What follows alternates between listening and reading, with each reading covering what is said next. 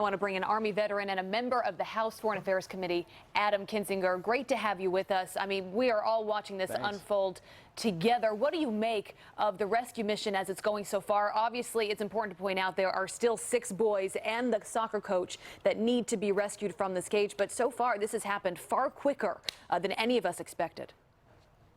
Yeah, it's pretty amazing, and you never want to get your hopes too far up, especially as Pete knows in the middle of an operation, the very beginning could go well and things could change. But it seems like this is actually, basically ticking along right where they need. And I think what's the most amazing thing about it is when you have a bunch of countries coming together, you look at it, these are 13 people. Anywhere in the world there's tragedies happening to 13 people at any given moment, but this is something that's capturing Americans' hearts. You think about the fact that it was 2 British divers basically out, we had all lost hope. They popped up in the middle of nowhere and found these 13 people basically clinging to the side of this cave. And if I was a British citizen and I heard them say, I'm from the UK, to these teenagers, I would have been extremely proud too. So it's fun to see the world kind of come together at this moment and focus on some hopefully good news when this is all done. Well, Adam, you've been a big proponent of America's involvement in the world, the cooperation with friendly countries, maintaining alliances. How significant is the fact that our military has worked with the Thai military for years, done training exercises together, so that in a moment like this, even if you haven't planned for this contingency, you have those relationships, friendly relationships, mutual training, so that you can come together in moments of crisis? It's amazing. So I remember in Iraq, and we actually worked with the special ops doing what I do as a pilot. And I remember meeting with some of the folks from the British SAS, and they talked to us and said, hey, we have dogs. We learned how to use dogs from you guys, but you guys learned from us a lot about urban combat. And as you remember, Pete, when we went into Iraq, we actually weren't that knowledgeable about urban combat because we hadn't been in it in a while.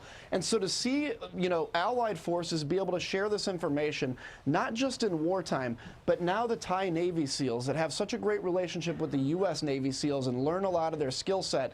It is very rare that you ever fight an enemy you train. Of course, there's always a chance you will sometime. But for the most part, whether it's U.S. aid, whether it's U.S. military involvement, whether it's just a trading relationship, very rarely do 2 people with a tight relationship like that ever fight. And frankly, they'll fight with us when we need them if, for instance, we ever have a situation with China or, God forbid, North Korea. Yeah, they've been a strong part of our regional presence there as well, no doubt. Absolutely. Talk to us about communication. We've been talking to some experts, some former Navy SEALs about this. But communicating not just before you go into this mission, you got to huddle together and figure out what your plan is going to be. You would think they probably had some practice missions before this. Unfortunately, a Navy SEAL in Thailand died in this practice mission. But the communication then when you get to these boys and how you walk them through this 2.5 miles to get out of this cave. You know this from serving our country, but so much of this is teamwork and so much of this is communicating and all being on the same page.